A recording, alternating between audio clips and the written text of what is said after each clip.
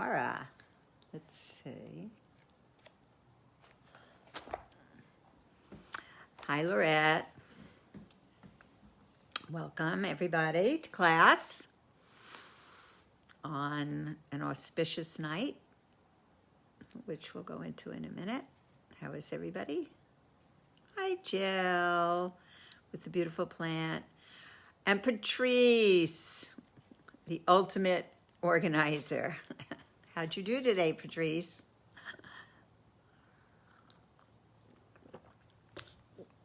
Okay, we're going to wait 1 more minute only, rewarding those who come on time. I was at the beach today. I'll just tell a little tale. It was so beautiful, absolutely gorgeous. If people aren't getting enough fresh air and exercise, I highly suggest the beach. It really, I usually go at dawn, but I've pushed off going at dawn because my toes freeze in the cold sand. So now I wait till the sun comes out and then I go. So it's much more user friendly, and it's just really very, very uplifting and a beautiful place to spend some time on these very interesting days. Hi, Phyllis. I hope you're okay. I missed you last week. And Phyllis got in a small accident on the road, but Baruch Hashem, she's here today, and I'm sure she's fine. Okay, I'm going to start class. I'm going to ring the bell. Ding, ding. Great, Phyllis. So maybe next week. This week, I'm actually going to the other side of town, as we call it, to the La Brea neighborhood, from one of my first adventures out into a different reality, and I'm sure it'll be really very nice and special. I want to wish everybody a happy Thanksgiving. I know a lot of people are very excited about Thanksgiving, even if they can't be with a lot of family. And we, in my family, had like an early Thanksgiving. On Monday was my husband's Hebrew birthday, and I always like to celebrate with family get-togethers that we could all kind of be together during those moments. But we made it yesterday on Tuesday, and since my family is scattered for Thanksgiving, I had turkey yesterday for Shlomo's birthday. So it was very nice, and I have a lot of leftovers, so if anybody needs a little package of leftovers, you can run right up to my door and knock on it. Knock, knock. Okay, so I'm going to start. Today I want to dedicate the class to a few people. First, I want to dedicate it to the yahrzeit of my very dear friend Ellen Jaffe's grandfather and father, who died a day apart, 50 years difference between their days of death.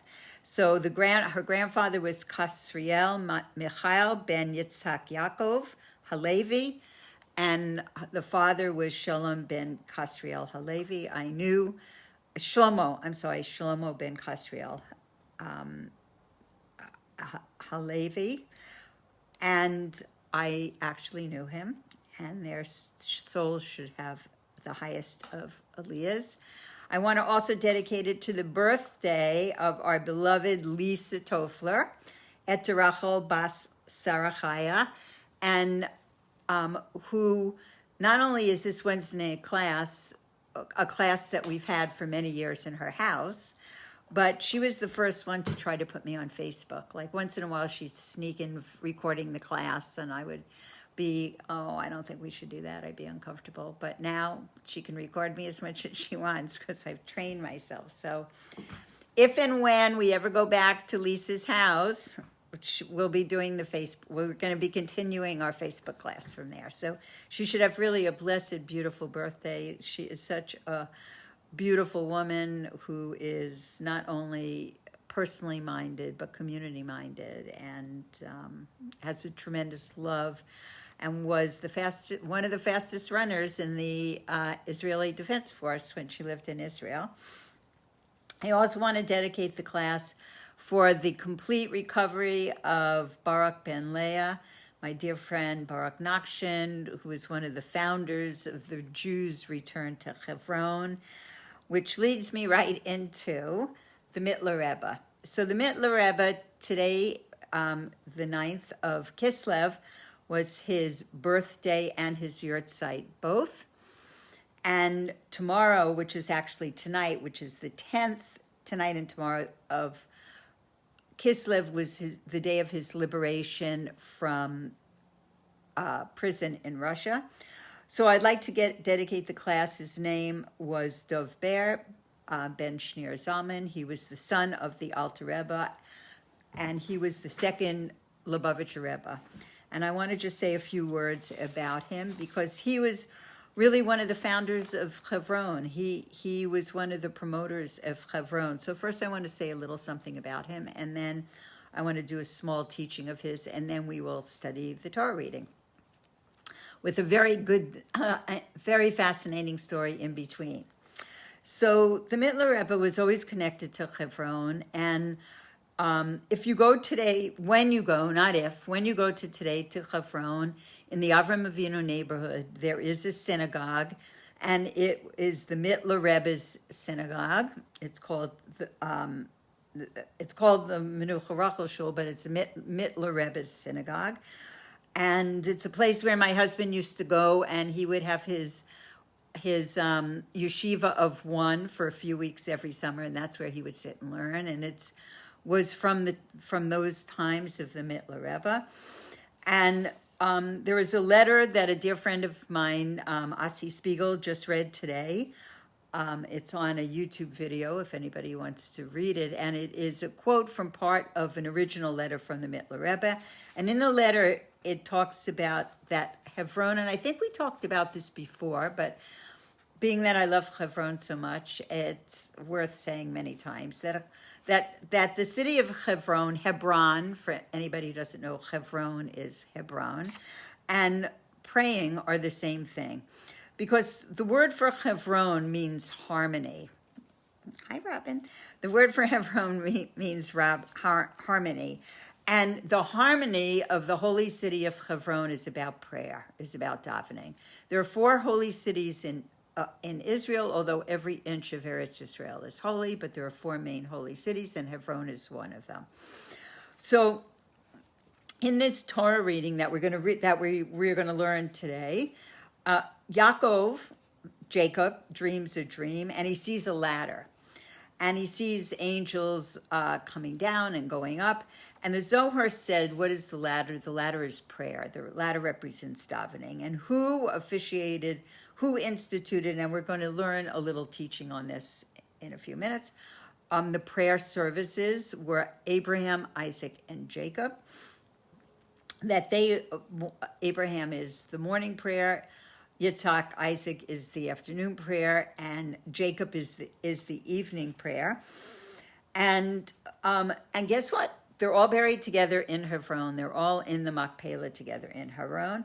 And we know that prayer, our particular prayer, our personal prayer, is connected with the physical city of Hebron today. And it says not only the 3 times a day that you daven, but every time that we pray, every time we offer a prayer, it is connecting us to our holy matriarchs and our holy patriarchs in Hebron. And it says, we learn from the Alter Rebbe and from the Arizal, that all prayer first, any prayers that we have first goes to Hebron, and then they ascend from there. And King David, if anybody didn't know, King David's palace, before it was in Jerusalem, was 7 years in Hebron, and it's in the furthest Jewish community inside Hebron called Tel Rameda. And that is the community where Shlomo and I used to stay for many, many years when we would go to Hebron. And at that time, there were only 7 families that were living there in a caravan. And it was about a 15-minute walk from the Machpelah, straight up a hill. So when you had all those good Shabbos meals, you had the opportunity to work them off. And it's very, very important to be connected to Hebron and to strengthen Hebron. And if anybody ever wants to donate any money to Hebron, you can just go on Chabad.org, Hebron, and it's really a wonderful place to connect to and to support the families that live there. There are not a lot of families that live there. The Jewish community has been prohibited from expanding their buildings, but everybody who lives there is essential and opens their homes and really has a connection to all of us. So, and today, Miriam Rhodes, I'm sure many of you know my beloved friend Miriam Rhodes. She took a group of women and they went to Hebron this morning on the Mittler Rebbe's Yom, his birthday and his Yortzeit. And they went and they prayed at the grave of Menucha Rachel, who was his daughter, at the grave of Menucha Rachel. And they did a learning at the Bubby Martha Kollel that exists by the grave of Menucha Rachel. And the Bubby Martha Kollel was founded in memory of my mother, Bubby Martha. So it's such an incredible experience to go there and learn Torah. If you go on Facebook, we are on Facebook. If you go, so since you all know how to go on Facebook, if you go into Miriam Rhodes, you will see today in Hebron, they're learning there, and Rachel Ferenczi is playing the flute, and Shawnee Levy is playing the harp. And then you can see a picture of all the women that they had lunch and they learned. And really, it's such an honor for them to be there. And this is the first time in months, and they should have the blessing to be able to go back on a regular basis as they have been doing. So I want to do a small teaching about the Mittler Rebbe, and then we're going to go into the Parsha. So this is the passing, today is the passing and the birthday of the Mittler Rebbe, Rev Dov Ber. And it's usually in this week's Parsha of Vayeitze. And the Alter Rebbe taught that Jews must live with the times, that it is very important that we live with the Torah reading of the week and the Torah reading even of the day. And there's always a directive for us. There's always something that we can learn. And so we're going to see what we can learn about this connected to the passing of the Mittler Rebbe. So one of the events that's talked about in this Parsha, Vayeitze, that there was a covenant made between Yaakov, Jacob, and Lavan. So Lavan became his father-in-law. Lavan was the brother of Rivka, of Yaakov's mother. And it says, they heaped up stones, and it says, this mound shall be a witness. So they heaped up stones, and the stones made what we call a mound. And what is this mound? I will not go beyond this mound for bad purposes. In other words, the mound was like a border. It was a witness, a border to the territory of Yaakov's territory and Lavan's territory. Also, I want to just say that for somebody, also Moshe Rabbeinu, Moshe our leader, that he was born and his Yortzeit, his birth and his Yortzeit was on the same day, just like the Mittler Rebbe's. And it says that when somebody has that in their life, that all their days are full, that they fulfilled up every moment, not 1 second was lost or wasted from their day.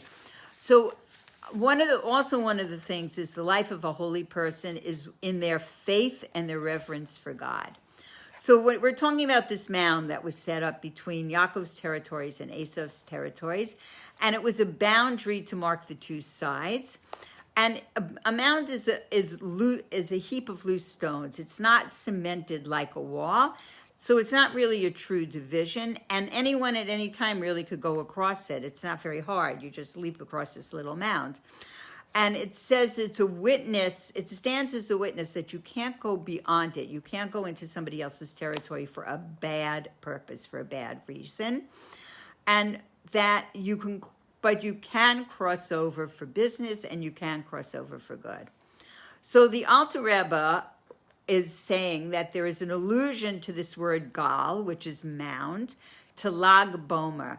You know, it's so beautiful because everything has a connection. Nothing is really separate and stands by itself. Everything, just like we say, live with the times, live with the parsha reading of the week, everything has a connection. So this is the anniversary. What's Lag Bomer? The anniversary of the Rashbi, Rabbi Shimon Bar Yochai. And why? Because the letters of Gal are equal to the letters Lag. So the idea of a mound represents also the Rashbi's work. Because why? Because the Rashbi, Rabbi Shimon and the Mittler Rebbe both revealed the deepest secrets of the Torah before they died. Up till that time, these secrets were really held close. People weren't exposed to them. So we know that this idea of a gal, this idea of a mound, is connected to both their passings. So it says that the Rashbi revealed the hidden realms of Torah. And it says many people studied these realms, but they did not reveal the secrets publicly. And it says that, and what happened was, it says on the day of the Rashbi's passing, all that Torah was just illuminated in the world. And that everything was revealed on that day. And it also says on the day of a person's passing, and especially a tzaddik's passing, that there's an illumination of all the work that they have done and taught and accomplished in the world. And the Rashbi directed that these holy words be written down, and that is why we have these teachings till today. Also, that there's a question, there's actually a puzzling question, is why would these secrets remain secret and not be available to all? And because the Zohar says that one has to conceal the secrets, so then how could the Rashbi, who is the codifier of the Zohar, how could he reveal them? So the answer is that this mound, this gal, this mound shall be a witness, alluding, as we said before, to the Rashbi's passing. That there was a division between the revealed parts of the Torah and the mystical realms of the Torah. And the mystical realms remained hidden, but not with a permanent wall. It wasn't like an iron wall that hid the secrets of the Torah, but because the nature of this mound is impermanence. So the mound can be passed when it's for good purposes. And it says that in the future time to come, in the Messianic time, there will be no evil at all in the world. And then the division between the revealed and the mystical aspects of the Torah will be eliminated. And the mystical aspects, those that are still concealed today, will be totally revealed at that time. We're going to be able to see godliness with our physical eyes. You know, it's going to be so clear to us. And it says also that the root of the soul of the Rashbi was on the level of the Mashiach, of the Messiah, and therefore he was permitted to reveal the secrets of the Torah, and that there wasn't a concern that he was going beyond the boundaries, that he was passing a division between the revealed and the mystical realms, that it could result in evil, that only what he could do could only be for the good, and that to reveal this mystical realm will only bring about the greatest good. And we can see that. We can see how many souls of Balei Tshuva and people who have come back to Torah are connected to this mystical realm. And that this is what has really fed them and brought them back from all corners of the globe and from many levels of worship, of unholiness in many places in the world. And as my friend Nomi is saying, that from Yerushalayim, with all that holiness and that, as she says, love and gratitude that emanate from there, it's drawing Jewish souls. It's drawing Jewish souls. And I remember one year, I think one of my roommates and I in Crown Heights, when I lived there, we were counting on every block in Crown Heights who had been in India and who had come back to live a life dedicated to Hasidus and connecting to that deep mystical and panemius, that inward sense of Torah, because that's what's drawing the revelation of these teachings has drawn so many souls back. And it says the same applies to the Mittler Rebbe.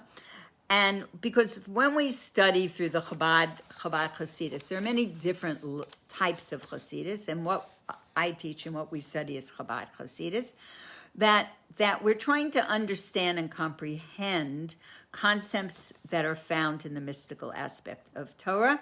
And it says that the Mittler Rebbe elaborated on and elucidated these teachings that the Alter Rebbe didn't. It was like the Alter Rebbe held these teachings close, and the Mittler Rebbe revealed these teachings into the world.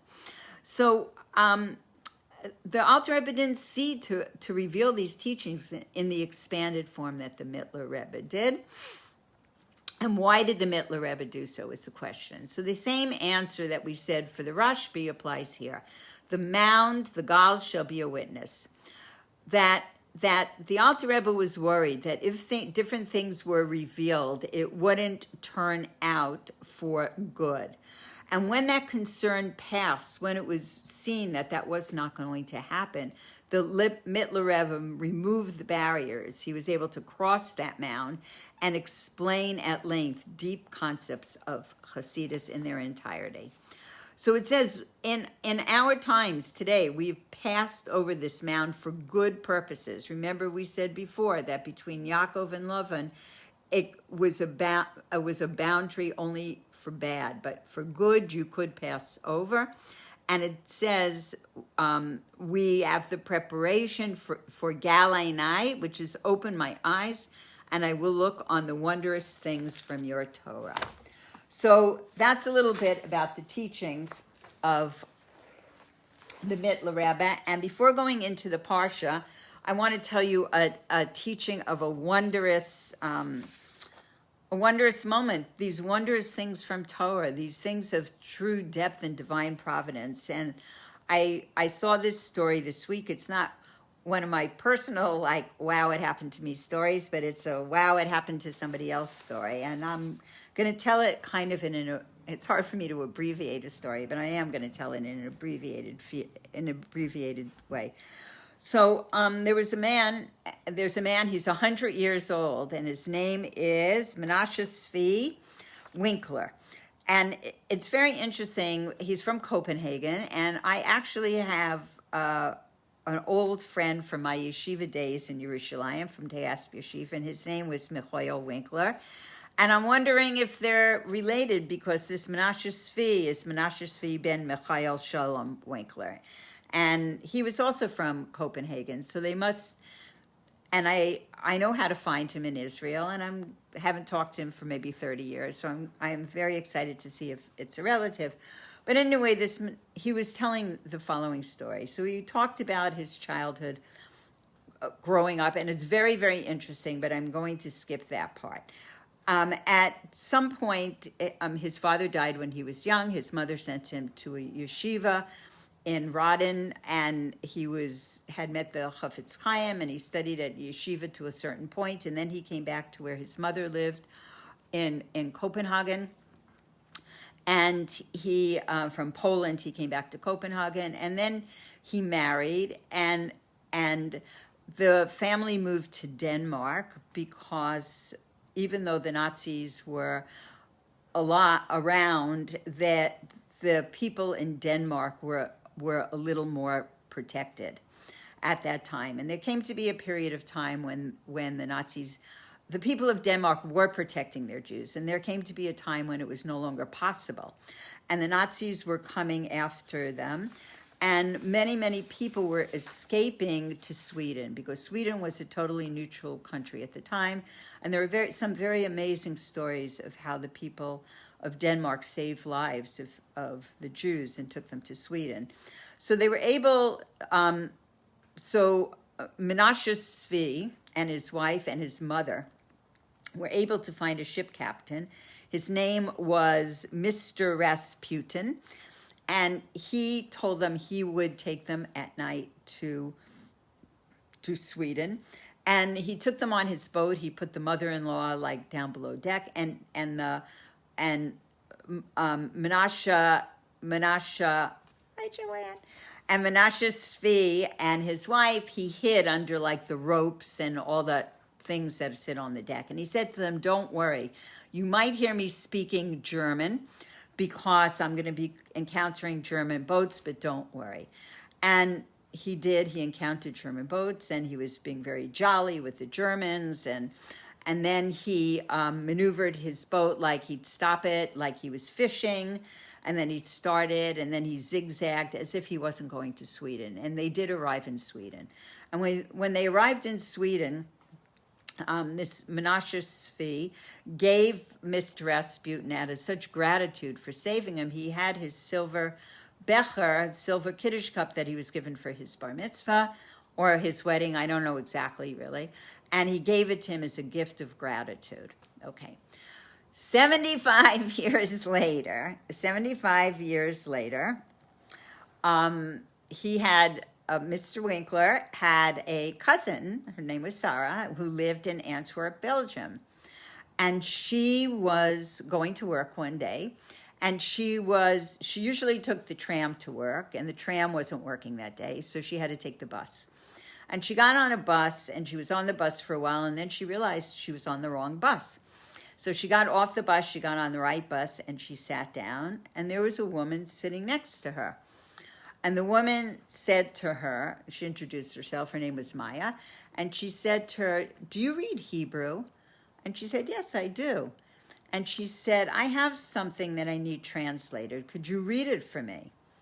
And she took out of her purse a cup, and she handed it to Sarah, and Sarah reads the name, Menashe Tzvi ben Michael Shalom, and she says, "This is my great uncle." And she immediately gets on the phone, and she calls her great uncle, 100 years old, in America, and gets his daughter on the phone. And he says, "Yes, I had a cup that I gave to a Mr. Rasputin after he saved us from the Germans." And so what is the story? The person who gave over the story actually went to interview this woman, Maya, and the person who gave her the cup. So in Denmark, I think it was in Denmark, was the son of Mr. Rasputin. His name was Dan Rasputin. And he said that his father had died 50 years before and had left him this silver cup. And the silver cup sat on a shelf for 50 years in his house. And then he always wanted to know what the Hebrew on it, he knew it was Hebrew. He always wanted to know what the Hebrew on it said, but there was no Jewish community in Denmark at all. So a year ago, he met this woman, Maya, and she lived in Antwerp, and he knew that there was a Jewish community in Antwerp. So he gave her this cup and asked her, "Could you, take this cup for me? And could you find out what it says? I'd like to know what it says." She said, "Fine." And she said for 1 year and a half, it sat on a shelf in her house, and she forgot all about it. And that day, she was going to take a driving lesson, and the driving lesson was starting in the Jewish community, in the Jewish neighborhood, and she took the cup in her purse, and she thought that she would just pop in after the driving lesson to a synagogue, and she would ask them what the Hebrew said. And when she gets on the bus, she's sitting next to this Jewish woman, and she says, "Could you translate what's on this cup for me?" And it was the cup of the family, and she said, when she's interviewed, she said, "I don't believe in God, but you couldn't make this story up. She said, there was someone that she should have this cup, and she should have it a year and a half, and Dan has it for 50 years. And that moment, she's on a bus with the woman who never takes the bus. Cousin Sarah always goes by tram, but it was broken, who never takes the bus. And of course, Dan had the cup given back to the original owner, Menashe Tzvi, and he gave it to his grandson of that name. But the most beautiful, why I'm telling you this story, because besides it's a mind-blowing story, but is what the son of this man who saved these people said, what Dan said. He said he always saw his father as a nice man. He always did nice things. And he said that he always asked him, where'd you get that cup? And he said, oh, it belongs to a Mr. Winkler. I used to see him walking in the yard. That was all he ever said. And his son said that he was so touched that his father could have done something that important to the world. It's just so beautiful. His father could have done something that important to the world. And when he was saying it, he said it raises goosebumps and the hair stands on edge on every part of his body. And he said he's so proud that this man was his father. And he said that a person should never have to give up a possession as a token for their life. So that's one of the Hashgacha Prata stories of the day. That's one of the hand of God is in everything story for today. I just thought that was amazing. So we're gonna move along with a few other things. So first we're gonna talk a little bit, we're in the month of Kislev before we really get into the meat of the Parsha. And the month of Kislev is a month of redemption and miracles. So we're talking about the Mittler Rebbe today, and tonight, the 10th of Kislev, is the day that he was released from prison, and he was imprisoned on a false charge. He was imprisoned falsely, and then he was freed, and he only lived 1 year after being freed. But he did a tremendous amount for the Jewish community. He set up people on farms, and he had a very good relationship with the government, on and on. You could read about it if anybody's interested, and it certainly is interesting, on Chabad.org. So during this month of Kislev, because we were just talking about things that were concealed and things that are revealed, what was revealed to us is what we call the panemius of the Torah, the inner depth, the inner dimension of the Torah in a very deep, extensive manner. And this is what adds vitality and enthusiasm to the learning of the Torah. I can say for me it does, and I can say for almost everybody that are in my classes and people that I know, that it illuminates it. It just lightens it up and brightens it up. And helps us to fulfill mitzvahs. That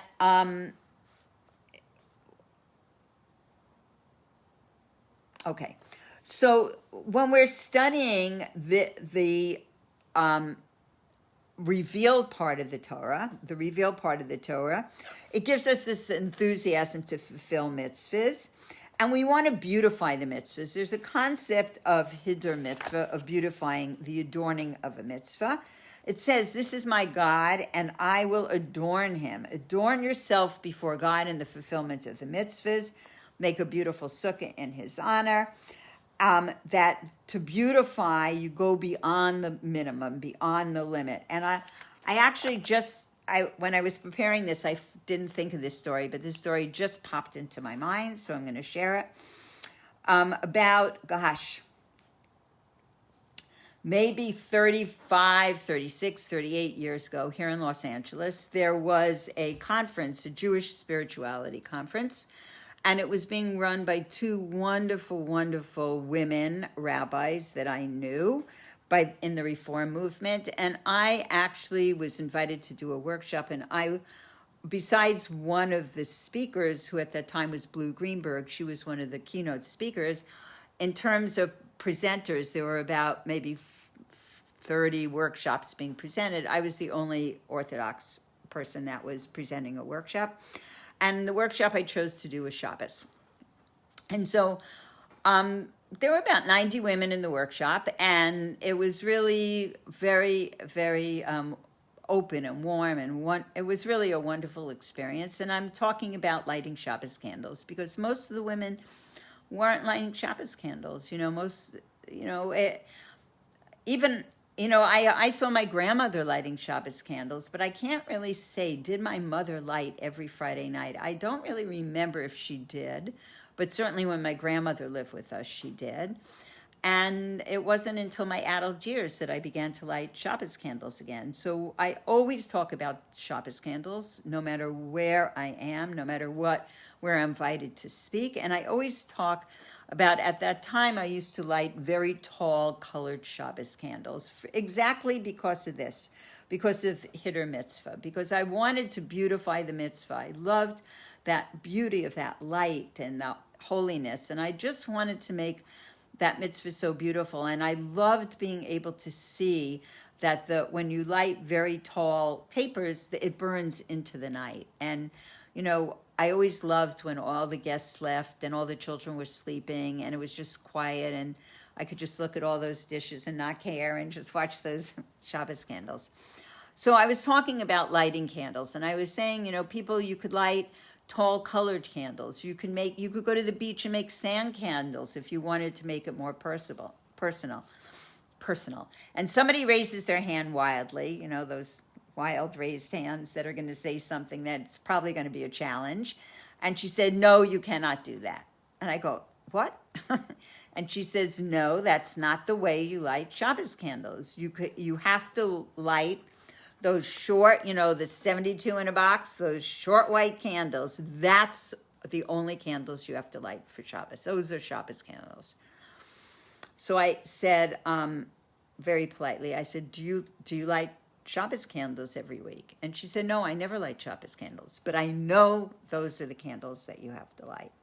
And I think it's one of the reasons that many people stop doing many different mitzvahs, because I think it's very important to make it your own and to make it as beautiful as you can. And if you don't like white, or you don't think those little candles are satisfying to bring in holiness that you want to create an atmosphere in your life, you might come against never even lighting them, never even doing them. And so it's not just beautifying the mitzvah, it's personalizing the mitzvah and making it your own, bringing it into your home in a way that it speaks to you and that you can love it, because everything we do, we should love doing. And if we don't love the mitzvah we're doing, then we have to find out how to love it. We have to find out how to make it the way it's really supposed to be, that it's going to uplift our life and add depth to our life. Okay, so where was I? Okay, so so when one studies this panemius of Torah, this depth and innerness of Torah, as opposed to not knowing it, it does bring joy and vitality, money back guaranteed, to what we're studying and how we're practicing the different commandments. And it says that when this teaching, this level of panemius Torah, which is really what the Alter Rebbe, the Baal Shem Tov, he did teach it, and then through his student, the Maggid, and then through all the Hasidic masters and the Alter Rebbe, for me in particular, it says we're walking in the way of divine service. We're going in this way, and it becomes more attainable. It becomes more accessible. It brings a sweetness to what we're doing. And we add joy, and we need joy. It says that from the Baal Shem Tov, that joy was one of the demands of the Baal Shem Tov. And to serve God with joy, serve God with simcha.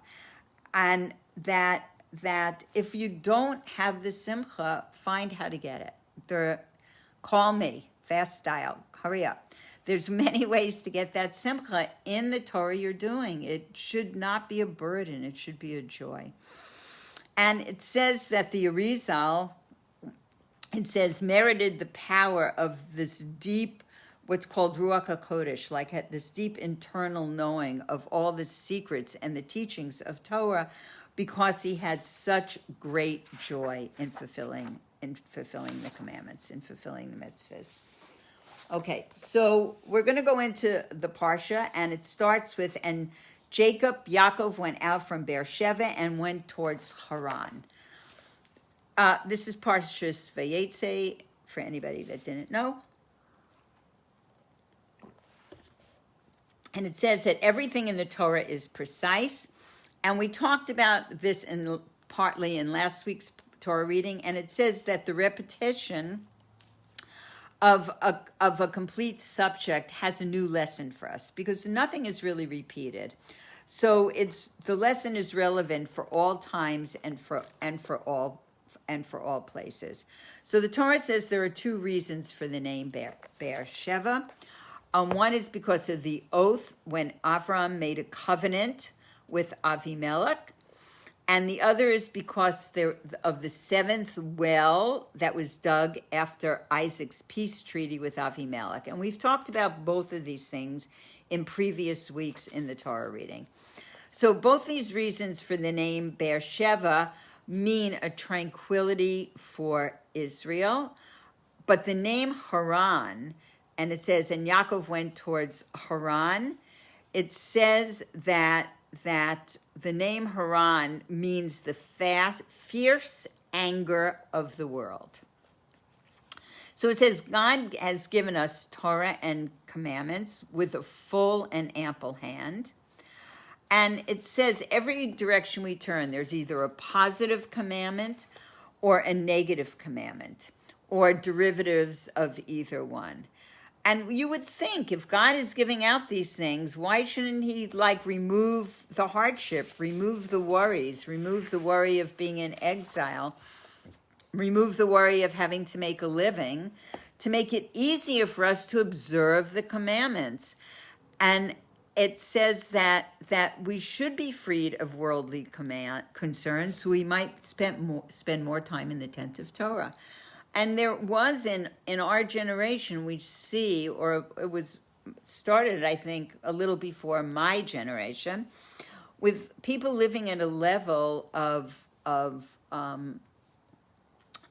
ability to have time to pursue different spiritual pursuits, pursue different things in the world besides hard work and worry. And therefore, there was a revival of spiritual practice in the world. There were many, many Jewish people that were able to pursue not only Judaism, but pursue other things which led them back to their Judaism, and as the source of their spiritual wellspring that could feed them. So the Torah shows us how Jacob proceeded, and the procedures of Israel in a state of purity and distinct from the rest of the world. So we know that Abraham also had Ishmael, Isaac also had Esav, but Jacob had the 12 tribes in whom they all went in the right way. They all did well in yeshiva, they all did well in school, they all ultimately gave nachas to their parents. So it says before Yaakov was to marry, and not only to marry, but to build up the Jewish nation, to build up the house of Israel, he was told to leave Beersheba, to leave the yeshiva, which we'll go into in a minute, the study hall of Shem and Aver, and to go to Haran, which is the fierce anger of the world.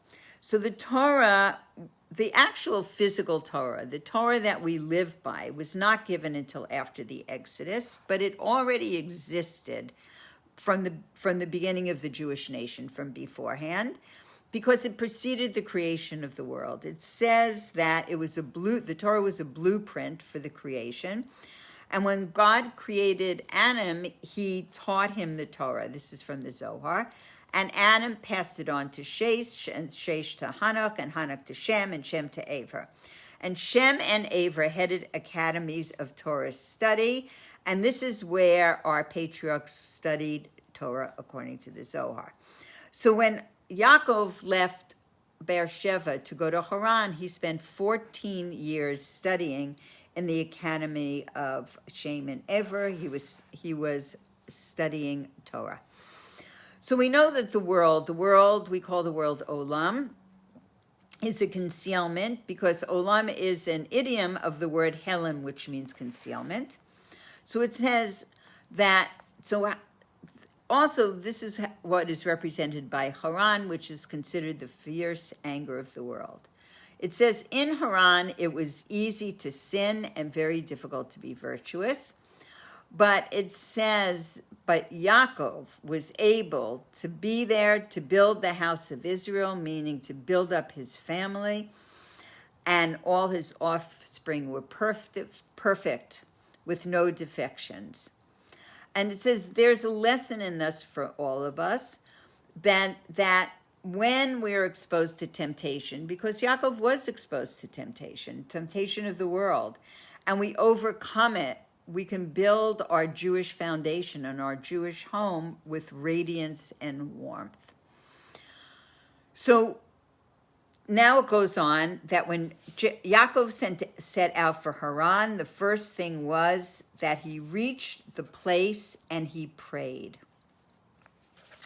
And it says when one is exposed to temptations and prevails over them, it raises a person to a higher level. And that we have the capacity to remain strong. We have the capacity to overcome tests, and we should not expose ourselves to tests. And it was interesting. I was listening to a class this morning by my dear friend Hannah Rachel Schusterman, and there was a woman at the end of the class, somebody I know for a very long time, who said that she had a temptation that morning to do something, and that she never had such a strong feeling about it, and she just like harnessed herself and resisted. And she said that, and then she heard something in Hannah Ruckel's class also, I can't remember exactly what it was, that like reinforced it. And she said like it was so powerful, and she feels so strong because she resisted it, and it's gone. And that feeling, that temptation, wherever, is gone. And it's like I always use my Weight Watcher in the past. I used to always use Weight Watcher examples that, that we have the power to stop ourselves and turn in another direction and do what's healthy for us and what's going to feed us and nurture our souls, and not something that's going to make it harder for us to rise to our highest level. So it says here that the first thing he did when he reached, it says, the place, is that he prayed. So it seems like the first thing, you're going to a new country, you're going to Haran, and you want to find a wife. That's why he went. His mother said, go to my brother's house and you will find a wife. She didn't want him to marry from the local girls. You would think you would learn the language, you would learn a livelihood, you would learn things that would enable you to get along in this new country that you're going to find yourself. But it says, what did Yaakov do? First, he put aside all those concerns, and first he prayed. So this is an instruction for us, for all our generations, that when someone is going to go ahead and either build a home, set up a home, that one might think that I finished my studies, I studied Torah, I busy myself with prayer and commandments, and now I have to turn in another direction.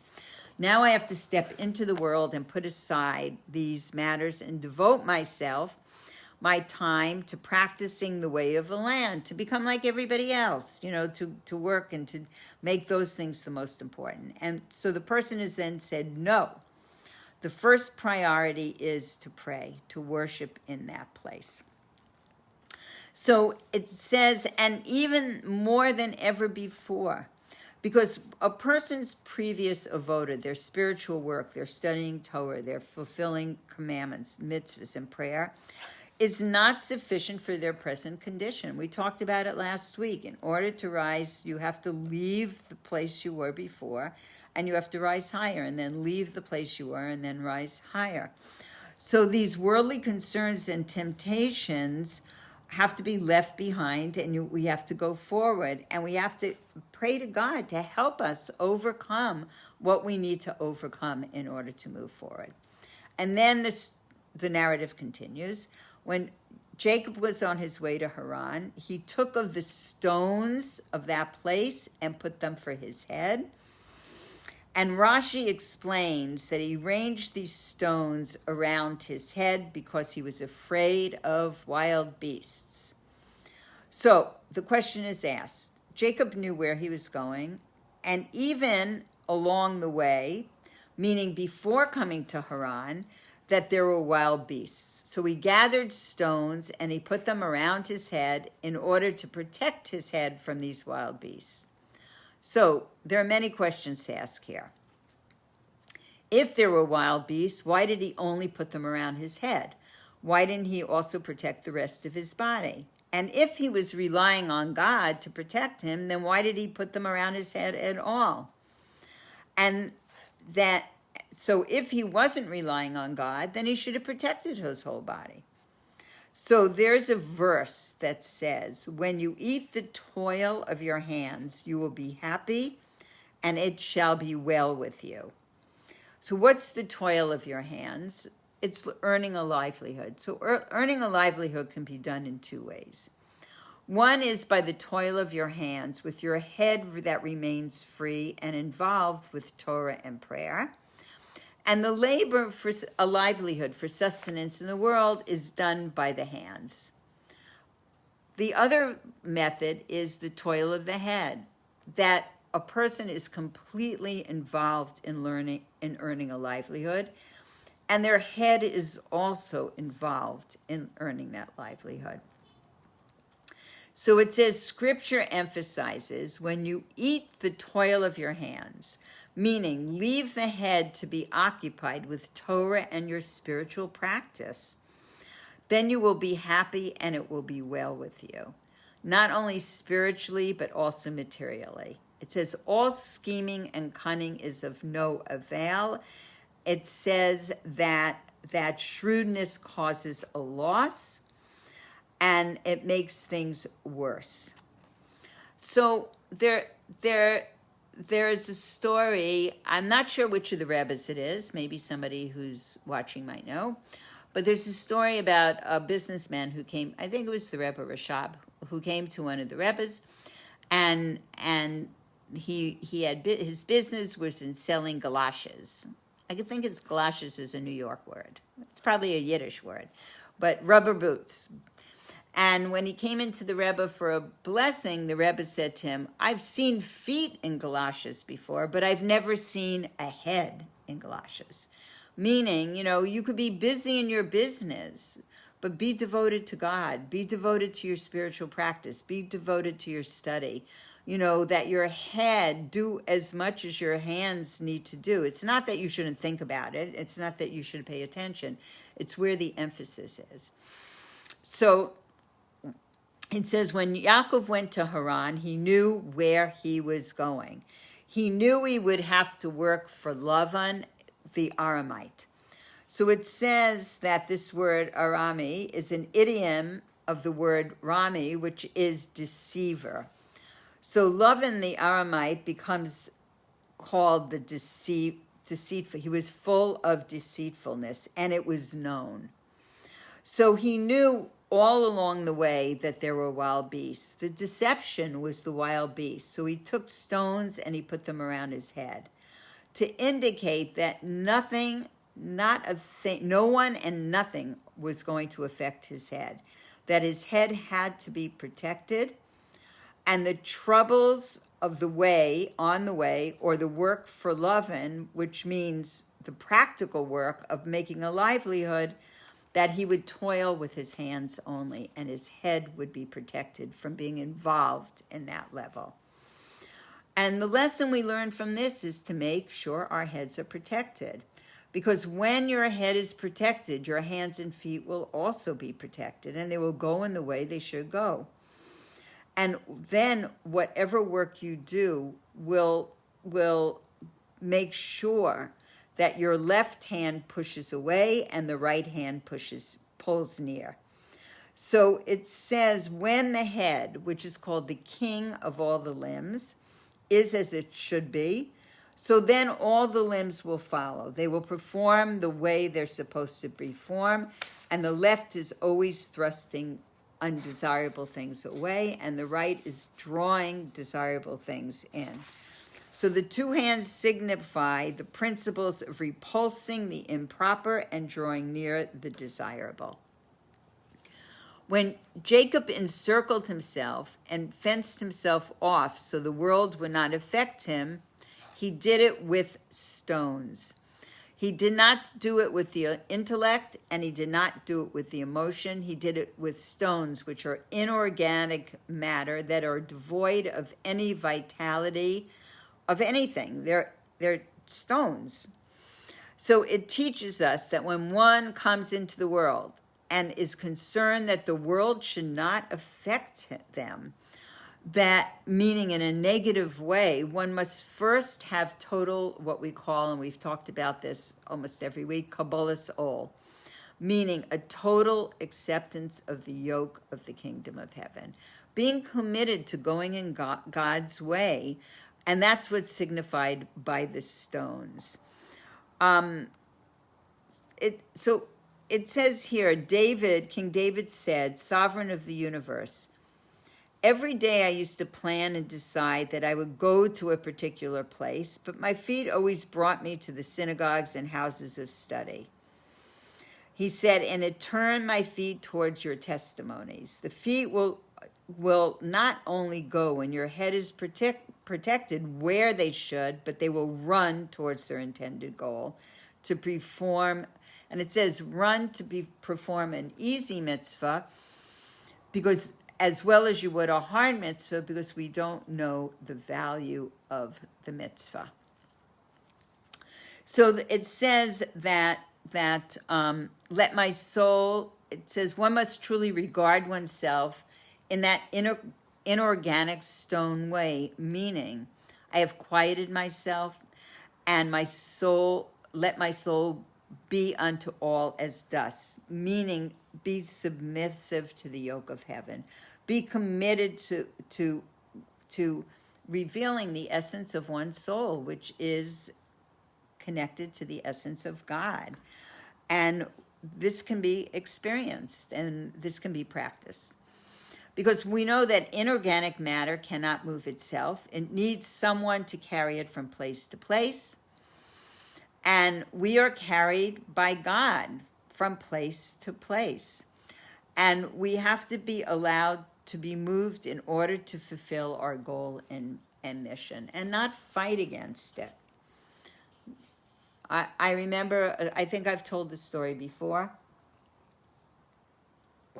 that of a girl I met in Sfat maybe 30 years ago. We were having a Farbrengen on Shabbos, and we were talking about, fighting the will of God, and, thinking things happen to you that are the worst things, but they're really the best things. And she was an Iranian, and she was at school in America, and she was going home for Passover that year, and her flight was through Italy. And when she got to Italy from America, she went to sleep in the waiting room. She was very tired, and she fell asleep, and she never woke up for her flight. And when she woke up and she realized that her flight had left without her, and that was the last flight into Tehran before Pesach, she was just distraught. She couldn't believe it, and, how people can beat themselves up, and she was just absolutely distraught. And many hours later, and then she had to make plans to stay in Italy because there was no way to get to Tehran before Passover. And then she found out many hours later that plane crashed and there was no one left alive, and that she survived. And it was the hand of God that kept her sleeping and did not put her on that flight. So sometimes we complain and we push and we yell and we scream, but there is another reason for these things, and we have to be open to allow that force in our life to take us where we need to go, and to stop us when we're not supposed to be in somewhere that we're not supposed to be. And it says that the reward for this attitude is that this stone which I have set for a pillar shall be God's house, meaning that this was the place where he lay down to rest, and where he put the stones. That was where the holy temple was built. And it says neither silver nor gold, but simple stones became God's house. And when you see God's house, when you see the remains of God's house in Jerusalem, you see that they are stone. And it says that they were ordinary stones. They were stones that were found on the road. And how did these stones become the house of God? Because Jacob encompassed himself with them, and he bound himself to God with a vow. And it says that a vow, it compels someone to do something that normally they would not do according to their intellect or their will or their emotion. It takes them beyond that. And it says this is how Jacob attained greatest heights, that even the most ordinary things in his life became a house of God. And what is the lesson for all of us? It says that not in our homes, not just our prayer book, and not just our Bibles, our Chumashim, but even the fork and the spoon in the house must be holy. How do we achieve that everything in our home is holy and we use it for a holy purpose? That we prayed. He prayed in that place. So that not only when awake and you're in the middle of praying, but even when you're asleep, that everything within it you dedicate to God. Everything within it. You have a table, you have guests at your table.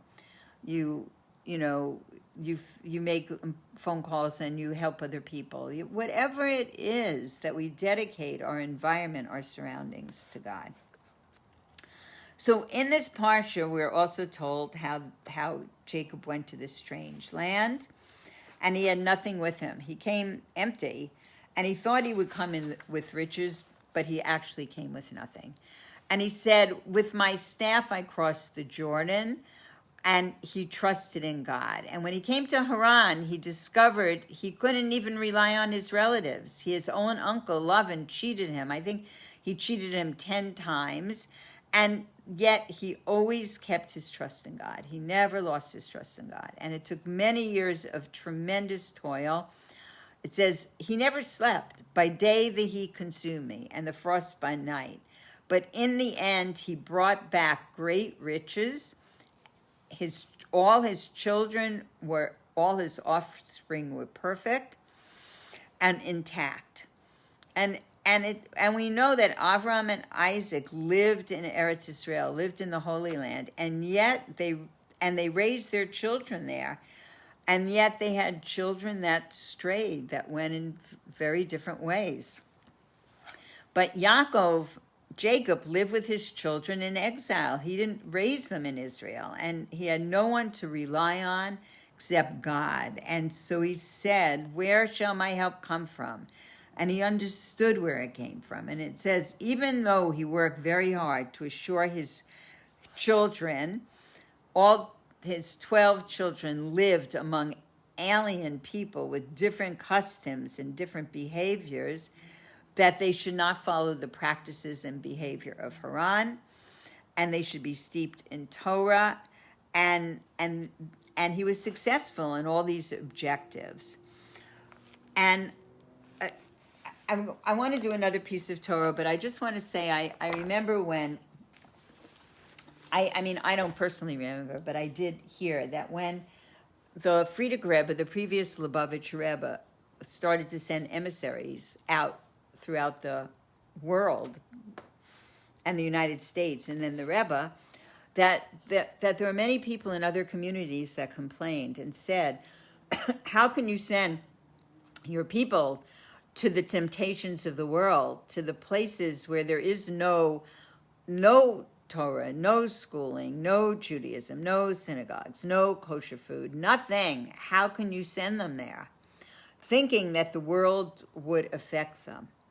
But just like Jacob's and his children, what happened is that they refined the environments they were in. And we see everywhere these tremendous Torah centers growing up. I heard a story today from Rabbi Brander, who I study with every morning. 15 minutes in the morning of Torah. I highly recommend it. And if anybody wants, I could give you the Zoom link. And he told a story, a lovely story. He said he heard it from a rabbi who lived in Dallas. And the story happened over 30 years ago. And he said now Dallas, Texas, is a big center of Torah. I know that there are day schools and there are synagogues there. But at that time, there was nothing in Dallas. Very small. And he said that this rabbi, he said his name, but I didn't write it down, so I don't remember, of this shul, was sitting in his office one day, and his synagogue was broken down, and it was just in disrepair, and they needed so much. And a cowboy walks in, of course, Texas. Yeehaw. Cowboy walks in, and he hands him a check for $10,000. So he takes the check, and then he asks him, and why are you giving this check? And he said that he was in Jerusalem and he was at the wall. And he saw a very Hasidic man, somebody with the payas and very religious looking and praying with his whole heart and soul by the wall, just praying and praying his soul out.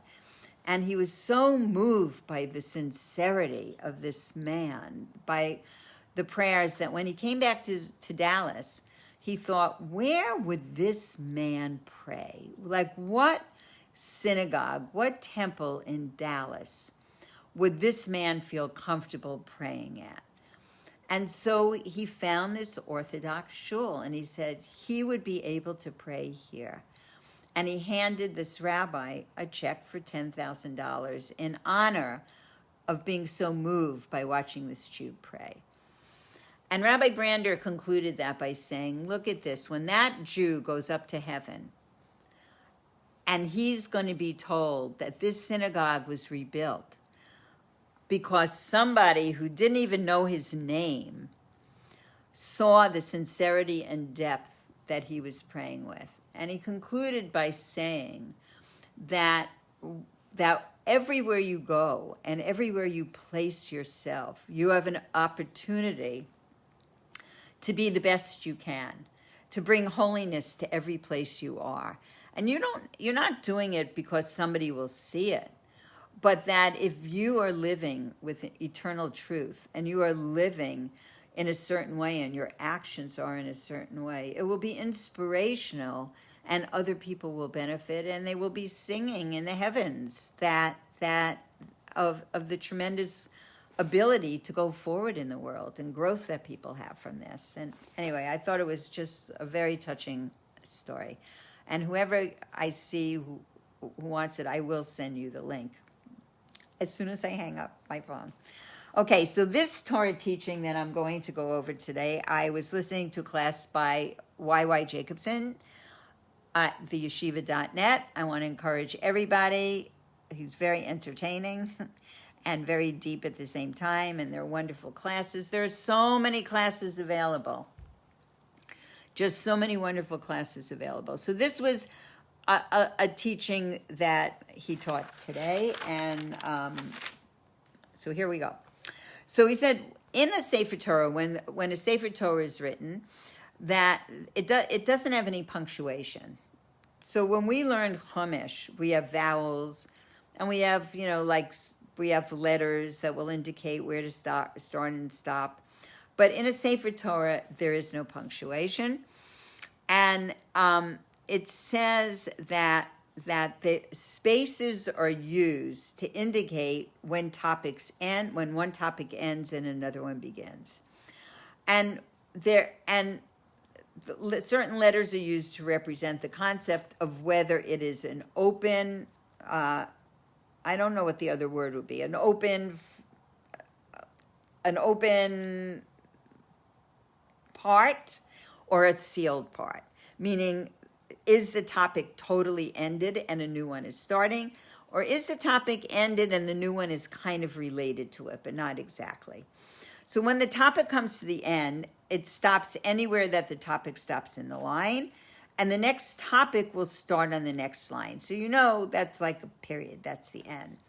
But if the topic is related, a space is left in between, that's the equivalent of 9 letters, and then it starts again.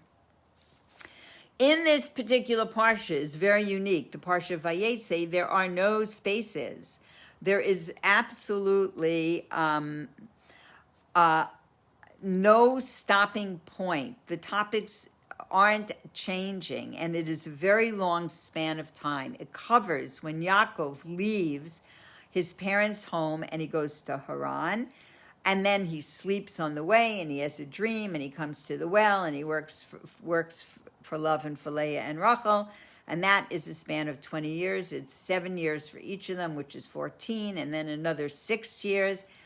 And then he leaves, and he was 14 years before that in Yeshiva, Shem, and Ava. Then he comes and he meets Esav, and there's a treaty, and then he goes back home, and then there are angels from Eretz Yisrael that greet him. So a lot is happening in this one parsha. It spans a very long time, a lot of experience. But in this parsha, there are no spaces. There are no breaks. And it says, and also in this time, he built the nation of Israel. He built an entire family. He had the tribes of Israel, and they had children.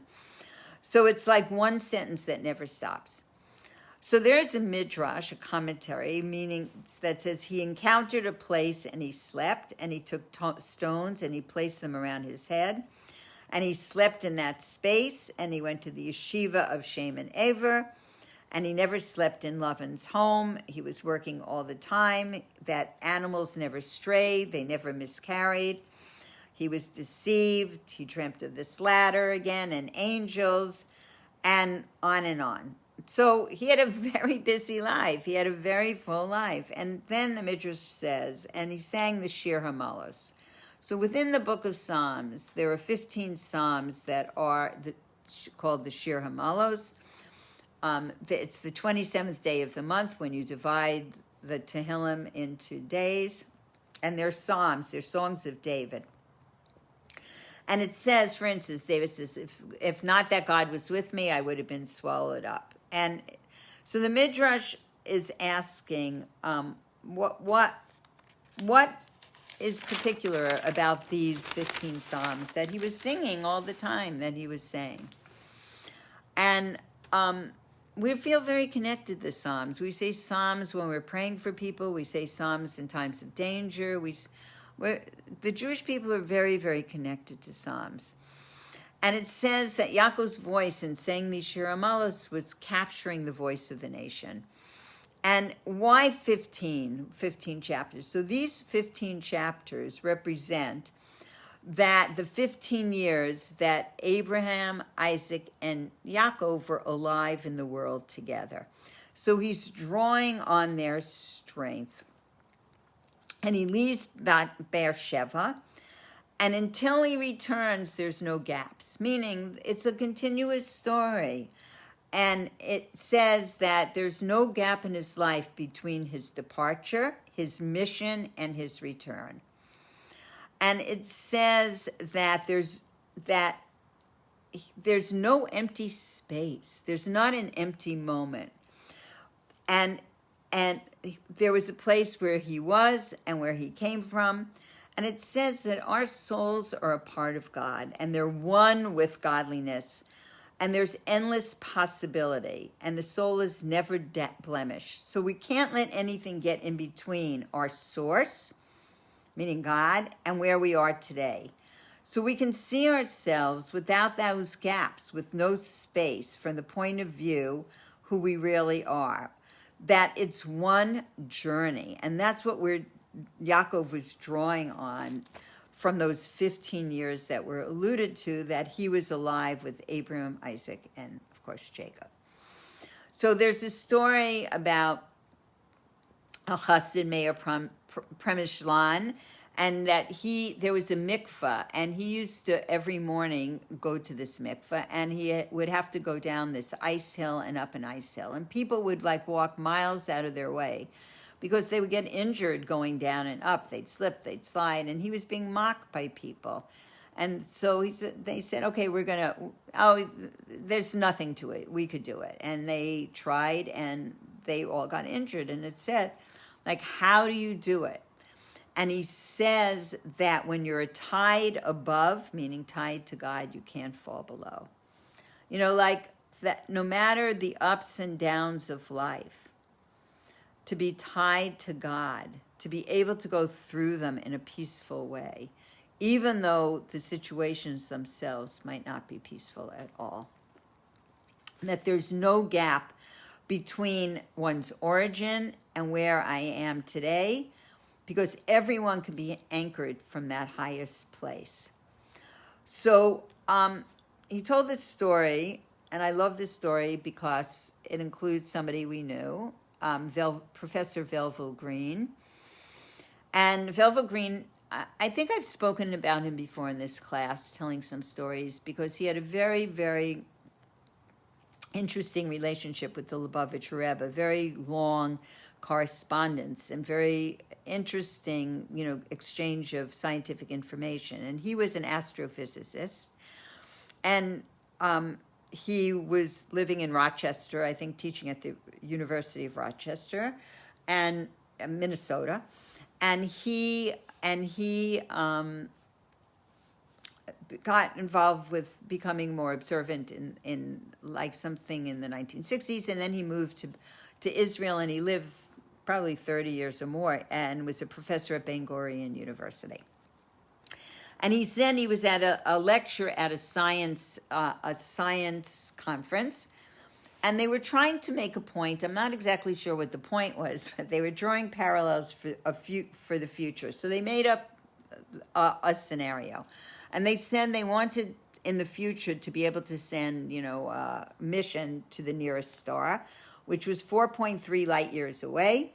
And that would have calculated into 800 years, and going at a spaceship going 1,000 miles per second, 1,000 miles per second, it would take 800 years to get to that star and 800 years to get back. So then they realized they're, at the science conference, they're all very smart. After this, I'll tell a little tale of my husband at a science conference. So at the science conference, they're talking about, well, how are you going to do that? You're going to have to fill the spaceship. You're going to have to fill the whatever ship is going with men and women and children. You're going to have to build family units. You're going to have to give over, something to sustain them. They're going to have to, for generations, perpetuate descendants. So it's going to cover a span of 1,600 years, 800 years there and 800 years back. People are going to have to tolerate each other. Each generation is going to have to be given over the traditions and the knowledge. You can't blow, just because you don't get along with somebody, you can't blow up part of the spaceship, because, you have to tolerate people's differences. And most important, to keep conveying what the mission is. And how is this ever going to be accomplished? So Velvel Green said, at this point, this was not in Ben Gurion, this was a science conference, a regular science conference. A person gets up and he says that the best thing to figure this out is to ask the Jews, because they have survived for thousands of years with passing that tradition on and on and on. And it says that that's what Yaakov did. He made sure that he and his children and his grandchildren wouldn't have a gap. That's what it means there were no spaces. And he was singing these Shir Amalos. He said that every day, every state, every difficulty or ups and downs in his journey was the opportunity to transform light into darkness. And then it goes on to talk about that Rabbi Akiva was a reincarnation of Yaakov, and he married a Rachel who had a spark of Rachel, who was Yaakov's wife, Rachel Imenu. And it says that at one point when the destruction of the temple happened, Rabbi Akiva saw a fox coming out of the temple, and everybody was weeping and he was laughing. And they said, "Why are you laughing?" And he said, "Because I can see the redemption coming. I could see the end. I could see the future coming." And it says, because he understood that, what Yaakov understood about this Shir Hamalos, singing, that he could recognize that there was depth and meaning in everything, in the downs and well as the ups. And it says that the first of the Shir Hamalos talks about shalom, peace. I am in a state of peace, even in a difficult situation. And what do you say? I lift up my eyes to the mountain. And when in this difficult situation do you lift up your eyes? You see not only what you see, but you also see what is hidden. And you know that your help comes from that which you cannot conceive of, that you cannot wrap your brain around, that we don't have to understand it. We don't have to make sense of it. We don't have to have a sense of it. We can live in the reality that we're living in now, and we can be at peace. We can find that doorway into peace, and that doorway to transform every moment that one feels darkness into light. And that it says Yaakov never, in all his ups and downs, he never stopped singing the Shir Hamalos, and was able to sustain the future. So, before going on, I just want to tell you the scientific stories. So, there was a wonderful couple. I'm not going to go into stories about them today, but maybe next week I will. Atara and Mika Hasofer. And they were both scientists really, but he was a scientist. He went around the world predicting earthquakes, doing something with oceans. Oh, Myrna, oceanography and earthquakes or something like that. And I met them. They came periodically to UCLA, and they stayed with us when they came to UCLA. They were Lubavitch Jews with a fascinating story.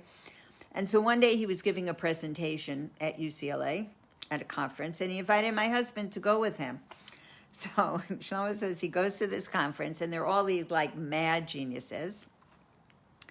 And they're all, he's putting like numbers on the board, in forms that Shlomo said he's never even seen numbers look like that before. And all of a sudden he looks at his watch and he goes, oh, it's time for mincha. And he stops where he is, and he's exactly where he's standing, he's davening mincha. And Shlomo said the other scientists are coming up to him, they're asking him questions. Nobody notices that he's just not present. And they're, writing things on the board and turning to him. And it was like, he said it was something quite remarkable because they were so focused. They were able to be so focused on what they were doing. So that's a little side story. Okay, we're going to do a few more for anybody who has the stamina, if I can find where I put them. Okay. So there are a lot of really beautiful teachings by the Rebbe that I'm going to just do one or two. And here we go. So this Torah reading is also talking about how Jacob fled his brother Esav, and he was alone on a journey. And it says, at night, as night fell, he encountered the place. So when it says he encountered the place, vayifka, means it's a reference to prayer. He stopped to pray, and he asked God for his assistance. It said with that prayer on that night, he instituted the evening prayers, because we know that Shachris, the morning prayer, is in the merit of Abraham. The Mincha afternoon prayer is in the merit of Yitzhak, and the evening prayer is in the merit of Yaakov. And it says there is a big difference between praying during the day and praying at night. During the day, the sun is shining, and it says light and brightness in a physical way is a representative of spirituality. Day refers to times when godliness is apparent, and that's when Abraham, and Isaac prayed. And it says, and Yaakov prayed by night, when God is most hidden, and one has to combat the darkness. And the difference represents the different spiritual missions that they carried out. It says, Abraham and Isaac were concerned mostly with drawing down holiness and spreading godly light. And they lived in Eretz Yisrael, the Holy Land. And Abraham spread his message of God's oneness to all the world, to the pagans of the world. And it says he affected half the known world at that time, and he offered hospitality to his guests. And when they were in his home, they listened to him. But afterwards, they did their own thing. They went on their way and they did their own thing. He was not able to create followers who remained true to what he taught them. He lived in a place of holiness, and he invited others into that setting, but it did not transform them. Isaac also had an effect on others. It says, Avimelech, who was the king of the Philistines, journeyed to him and said, "We have seen that God has been with you, and you are blessed by God." So the conduct, the way Yitzhak conducted himself, drew Avimelech and others to come and to praise God. But after, they went home and they went back to who they were. So Abraham and Isaac were associated with the day, and they lived in a setting of holiness, and their divine service was about spreading light. Jacob went down to Haran, a place whose name indicates that it aroused the anger of God. And he spent 20 years there in Laban's home. And it said he lived in the home of a deceitful person, and he spent his days involved with other people there. But he had to confront darkness, and he had to transform the darkness into light. And it says that this cannot be done through man's efforts alone. Because why? Darkness is in opposition to light. Light does not put up with darkness, nor darkness light. How can darkness be transformed into light? By tapping into an infinite godly power, that source that is above light and darkness. So when night comes, Yaakov sees his mission, and he asks God for assistance to transform darkness into light. And it says that Jacob's divine service involved having spiritual light pierce into the darkness of the world. And therefore his stay in Haran was temporary, because he went with a purpose. His purpose was to elevate and refine the material dimensions of that land, and to establish his family, and to gain wealth, and then to return to Eretz Yisrael. And that's what he accomplished. And it's a teaching for us who are his descendants. Also, this parsha talks about the transition from one environment to another, and the changes it brings in a person's conduct. So vayeitze means he went out, how he departed from Eretz Yisrael and went into an alien environment. And as we said before, Haran is associated with the anger. So there were three dimensions to Yaakov's stay in Haran. One, he had a personal challenge. He had Lavan to put up with. So he had to struggle to maintain his integrity and his virtue. Number two, he built a family. And he fused his family with this spiritual heritage that he had inherited from Abraham. He was able to raise them in that way and to keep them in the path of righteousness. The third is he actually elevated the environment of Haran. He lifted up the godly sparks that were enclosed in the land's material substance. How did he do this? He acquired Lavan's sheep, and there was a great, great wealth, which he also amassed.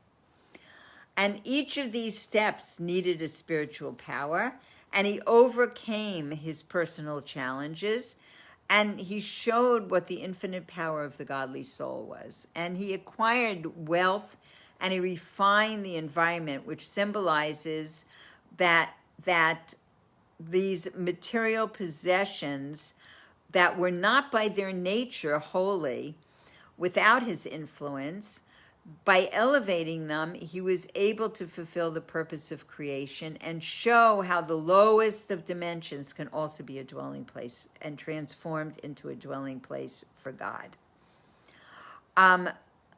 And it says, since Yaakov and his family shared a connection to holiness, and they were able to maintain it in this foreign environment, that it was a tremendous achievement. They worked hard at refining their environment that changed the nature of the environment.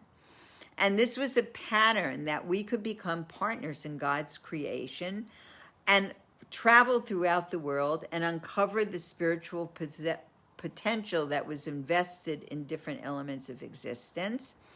And we see it. We see in every corner of the world that Jews have gone to uplift the environment, to uplift the nature of Jews that were living there, but also had an effect to bring a different level of morality and ethics and behavior into the world in many, many, many corners of the world where they so appreciate having this connection, having these values. And it says that Avram's service was the attribute of chesed, loving kindness. Yitzhak's was gevura, with might and strength. And Yaakov's was what was called tiferes, beauty. So chesed goes outward. A person gives generously. They don't consider whether the recipients are worthy or not. They're just outflowing of kindness. And it says that even Avram showed kindness to people who bow down to the dust of their feet. But that they're giving indiscriminately, and because of this, it might be that the inherent nature of that person is never going to change. And it says that even though the people of Canaan considered Abraham like a prince among the people, it did not affect their behavior. They did not change their conduct. The aspect of gevura, of might, of restraint, is directed inward. It says, who is a mighty person? One who conquers their natural inclination. So being inner directed can produce change, but that change is mostly within oneself. And it says, although their inner light radiates outward and inspires others, each person has to elevate themselves. And it says that Yitzhak lived only in the Holy Land. He could not relate to anyone who lived outside the realm of holiness. And even in Eretz Yisrael, it says he had contact with many fewer people than his father did. But according to Kabbalah, it says that Tiferes, which is the attribute of Yaakov, beauty comes from a fusion together of kindness and strength. And it says that bringing opposite qualities together is beauty.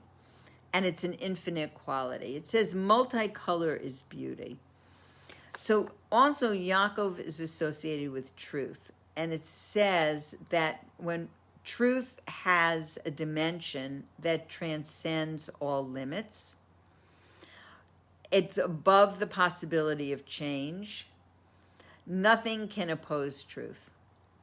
So Yaakov is described as given a heritage that has no boundaries, and he's giving the blessing, quote, and you shall spread out eastward, westward, northward, and southward. Just like we see when he went to Haran and then he went to Egypt, that he was able to elevate even foreign settings. And it says the journey of Yaakov serves as an analogy for the descent of our souls into our bodies. In the spiritual realm, our souls experience direct revelation of godliness, but they go out from that realm and they descend into bodies that live in this material world. And every soul has the conflict, the challenge of physical existence. And a person matures and they have a family and they have an environment and they have contact with the world and they refine and elevate their godly life force. And we also see in the exiles that the Jewish people lived through that we've been forced to leave that place of holiness, the holiness of Eretz Yisrael, and to journey among the nations. And yet we have been able to hold on to our spiritual heritage. So, to continue, Jacob leaves his father's home, he goes to Haran, he marries, he raises a family, and he amasses wealth. And then he seeks to return, and he collects his family and possessions, and he journeys back to Eretz Yisrael. And again, we're talking about Yaakov as being the soul, and the land of Israel as the spiritual realm, and Haran as the material world. And we know that the soul is actually a part of God, but yet it is forced to abandon that level and descend into this material world. Why?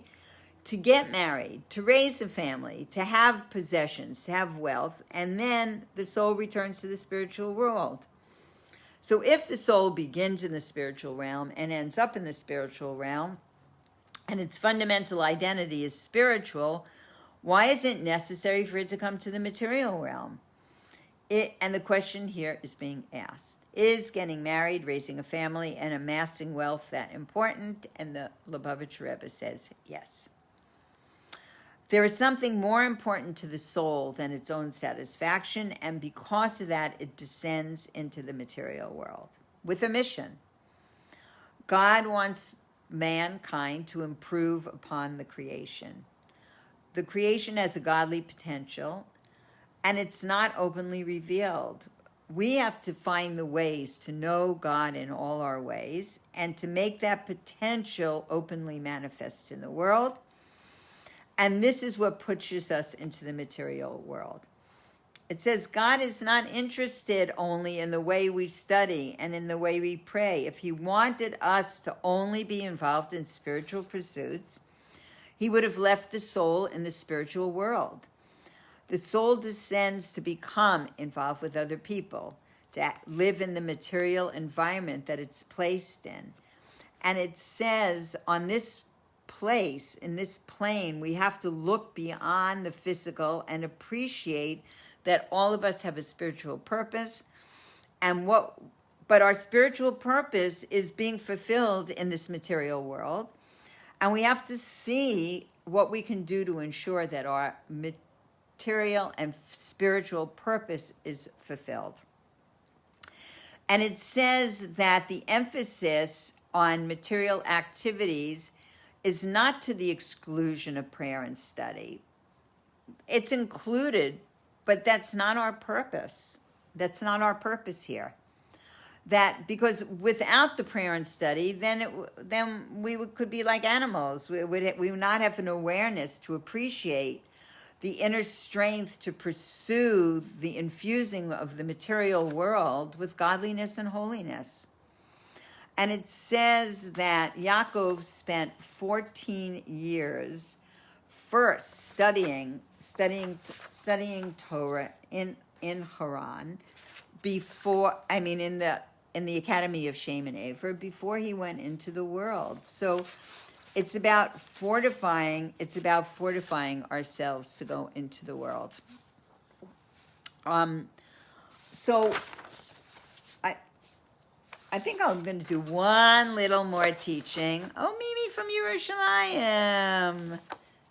Well, now that Yerushalayim is here, I'm going to do one more piece of Torah. Blah, blah, blah. Where am I up to? Okay. Oh, I like this. Okay. So I like everything.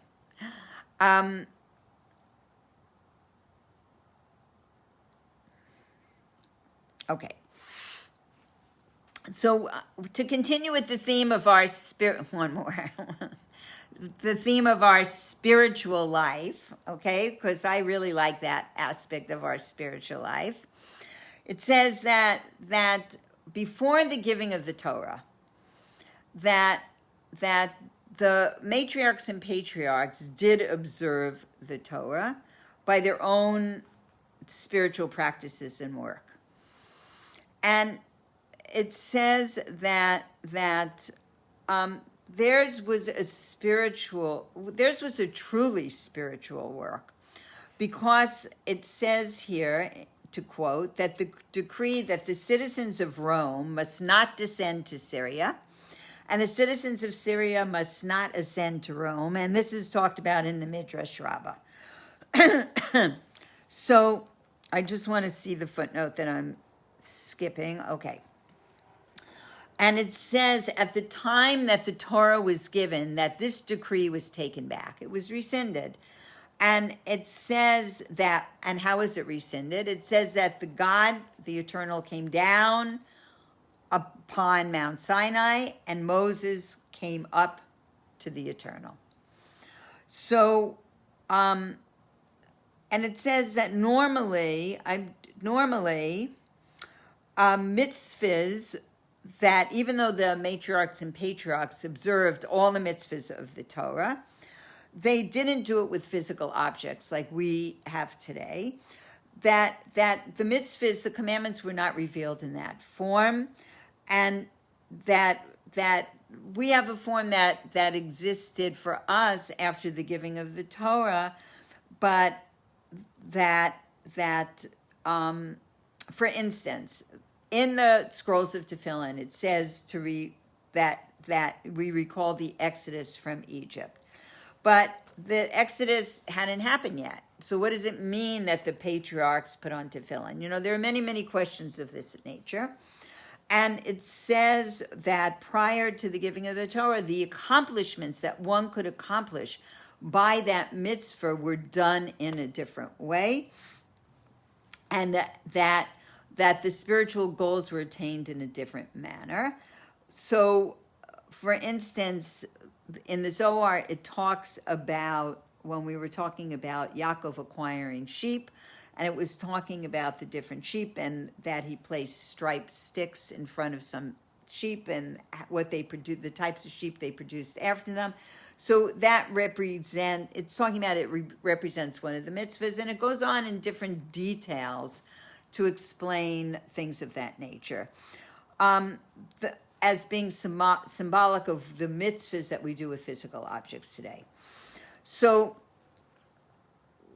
it goes on also to say that prior to the revelation at Mount Sinai, there was a division between heaven and earth, and the spiritual and the physical, and they were not, so that what was heavenly, what was physical, and there was no way for those objects to be combined. For instance, to write on a mezuzah, let's say you had a parchment and you wrote on a mezuzah. That mezuzah, before the giving of the Torah, if there was something wrong with it, it could be discarded, whereas today it retains holiness. That material parchment retains holiness and has to be discarded only in a particular holy manner of deep respect. So it says that the heavens were the heavens of the Eternal, but the earth was given to the children of man. But when God was going to give the Torah, he took back that decree. And it says, those that are below shall ascend, and those who are on high shall descend. So with Torah, with the giving of the Torah, it says that we can reach and become united even with the highest levels of godliness in a very different way, even by means of a physical object. And like the story I told before about the lighting of the Shabbos candles, and about taking a mitzvah and beautifying it, like we talked about in the beginning of the class, and making it something that brings you joy and significance, and that speaks to you on the highest of levels through this physical object as your like doorway in.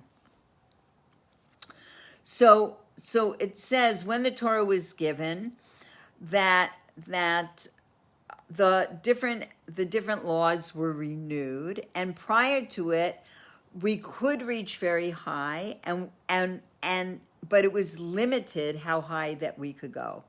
But it says after, when the Torah was given, everything was renewed, and there were new modes, including physical objects, to move from the greatest depths to the greatest heights. And this is the point of that whole thing, what I was saying, what I wanted to get to. Because when we fulfill the Torah and we fulfill mitzvahs, we are able to purify and rectify things that have fallen into the deepest abyss, things that have fallen into the deepest pits. And we're correcting that the breaking of the vessels when the world was created and holiness was scattered all over the world. We're collecting all those sparks of holiness and we're bringing them closer together and we're bringing them back together.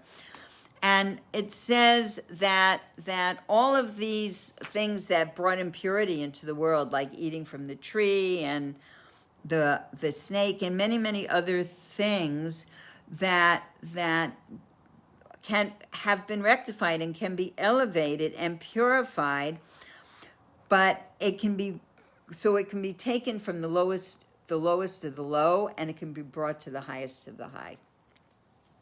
And it says that one who does tshuva,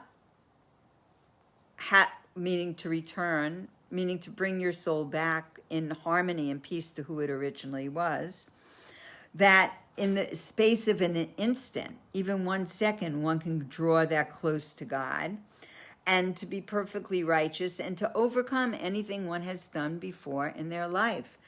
So that and an example is given. It says, for the ruling that when someone betroths a woman on condition that they are a completely righteous person, it says the betrothal is valid and binding, even if the person is known to be wicked, because they might have meditated for 1 second to do tshuva in their mind. They might have meditated to return in holiness for 1 second, so that a person can change in an instant, that they can go from the greatest depths to the greatest heights. So I think that was just kind of thrown in. It was not connected to the continuation of the parsha, except in the means of that the matriarchs and patriarchs were able to fulfill the Torah. They were able to live with great holiness in their lifetime in a way that we can emulate, even though their task was different than our task was, but they did set the tone, and they were able like when you have I don't eat chicken, but I have heard that you can suck the marrow out of the bone. So kind of you can suck the marrow out of what they were able to achieve. We could understand that essence. We don't have to get caught up in the structure. We have to go deeper. That's what we were talking about with the panemius of the Torah being revealed, that this month is the month of the revelation of the panemius of Torah. And as we said in the beginning of the class about the Mitla Rabbah and about the Rashbi, that the deepest secrets were revealed. And one of the deepest secrets, and I think that are one of the simplest secrets, is the concept of divine providence, is the concept of hashgacha pratis, where you can actually, in a very easy way, see godliness in front of you. So I'll finish with this story. And like the story I told in the beginning was a non-personal hashgacha pratis, divine providence story. So this story is going to be a personal divine providence story. So about 3 years ago, my son Maish and my daughter-in-law Shifra, they live in Boston, and they have programs for young Jewish professionals, as it's called. And in the summertime, they were making a dinner outside, and they were having about 120 people in their backyard, and they were all young and Jewish professionals, 20s, 30s. And the goal, of course, is for people to meet each other, form friendships, and stop intermarriage, and people aren't alone in cities like they are today. So they were very, very busy. They were also having a bris in their center. That Friday, my son was doing a wedding on that Sunday, and they were just, overloaded, very, very busy. And on Thursday, my daughter-in-law gets a call from a woman, and she introduces herself, and she says that she's from the community of Satmar in Brooklyn, and that their mother was that their mother was very, very sick in one of the Boston hospitals. They had brought her from New York. She had some very severe form of cancer. She was dying. and that they brought her there to see if they could save her life. And they rushed at the last minute, and they didn't bring any food with them. And there are some restaurants, but they didn't eat it at the restaurants that were in Boston. And they know that they're a Chabad house, and so they would have kosher food. And is there any way they could get some kosher food from them? So my daughter-in-law says, "Sure. Why don't you come here and I'll give you some food today, and I'll leave it for you today." And then she said, "I'll prepare food for you for Shabbos." And then she said, my daughter-in-law said to them, we're having something very interesting. Friday night, we're having 120 young Jews. It's probably something you have never seen before in your whole entire life, coming from, Williamsburg, Brooklyn. And why don't you and your brother, she was there with one of her brothers, why don't you come Friday night and have dinner here with us, and then after you visit your mother, and then, also Saturday morning, you'll come for the prayer service, and we have a kiddush after. You'll eat at the kiddush, and then you'll go to your mother. And they said, yeah, that sounds like a good idea. So they came Friday night, and they had a very eye-opening Friday night dinner. Very eye-opening. And, they had never, I don't think they've ever been around in their whole lifetime, Jews that were not observant Jews. They came from a very sheltered environment. And so after the kiddush, they came in the morning after the kiddush, they went to visit their mother. And after Shabbos, when Shabbos was over, they got a phone call. And it was the daughter on the phone, and she said to my daughter-in-law and my son, she said, when I went to visit my mother, and I was telling her how absolutely interesting and wonderful the whole evening was, and I mentioned, your names, Maish and Schiffer Schwartz. My mother said, May Schwartz? May Schwartz? I used to babysit for a May Schwartz that lived in Westwood, California. So, of course, the next morning, my son Maish ran over there because he was at Maish living in Westwood, California as a baby. And it turned out that this woman, so this story is wild. You can't even make up these stories. They're so wild. So this woman grew up in California. She was now a Satmar Chassid, but she grew up in California. And she grew up in the Fairfax area. And her parents were Holocaust survivors, and they were kind of traditional. They were traditional Jews, but they weren't observant Jews. And she used to come to the Chabad house in Westwood, where my husband was a rabbi in the Chabad house, and always in need of babysitting. And she would come and she would babysit for the babies. And she said that she came for like 2 years. And at one point, she met a boy, and a Jewish boy, and she really wanted to, they were thinking about getting married. And she said that Shlomo said to her, listen, you already, by then she was staying over for Shabbos at the girls' apartment, and she really was very much more committed. He said, you want to lead a Jewish life, and this boy doesn't. He said, I want to send you to Minnesota. It was a girls' place of learning, yeshiva, where Rabbi Manis Friedman was teaching. I want to send you there. And I think you should go study there and see, how you want to go forward in your life. And she said, so he sent me to Minnesota.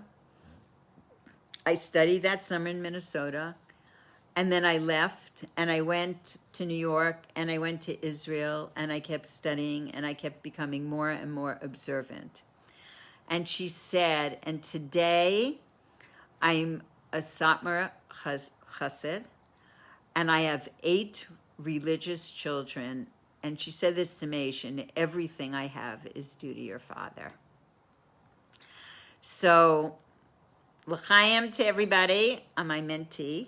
That's now cold. And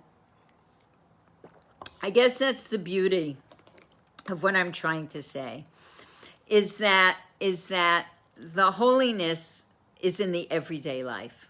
That's what we're saying. We're saying the holiness is in the material. The holiness is in the everyday acts, in looking around and seeing what's going on and seeing the divine providence. And just like Yaakov had to transform darkness into light, people are in difficult situations, but we have to stay at the level of the Shir HaMalos that he was reciting, the Shir HaMalos that talks about having peace and lifting our eyes to the mountain and not trying to make sense with our rational mind, but really to trust in God and to bring more light into the world. And as always, I have a request to all my deputies to reach out to other Jews, whether you feel brave enough to see them on the street, or you want to call them on the phone, or you want to leave candles by their door to talk to them about mezuzahs. If you live in Los Angeles, California, my son Mendel will put up mezuzahs for people. So you can be in touch with us to encourage people to give charity every day. You know what I just learned, actually, when I was preparing to teach about the Mittler Rebbe today? That up until the Mittler Rebbe, people did not have tzedakah boxes in their house. There was always just in the synagogue, there was a tzedakah box, a box to give charity. Or when fundraisers would come to collect money, and the Mittler Rebbe is the one who instituted private tzedakah boxes, that everybody should have a tzedakah box in their house. So it would be very important for everybody to have one in their house and to give a coin every single day, except for Shabbos and holidays. Because your physical hand doing that mitzvah has a power that is tremendous. It's bringing spirituality into physicality. So I think I'm going to end, even though I don't want to say goodbye to any of you, far and near, Yerushalayim, Sarah Singer. Oh, and I just want to say we're very excited because my paratrooper grandson, Ari, is coming home this week for a month before going to be part of the IDF that is protecting and guarding our holy city of Hebron, and he will be there for 4 months. So I'm very excited to see him. And for all of those who celebrate Thanksgiving, have a good time. If you're going to be with family, love every moment and appreciate it. If you're not going to be with family, call all your family members. Call everybody. Tell them you miss them. Call people that are alone. You know, do really tremendous acts of kindness. That's really, why shouldn't we give thanks every day? And by giving thanks is really showing gratitude to other people. Okay, I'm really going to go. Bye. Next week we're going to have class, and because I don't think I'm going anywhere. Okay. Anyway, everybody have a beautiful night. Bye-bye.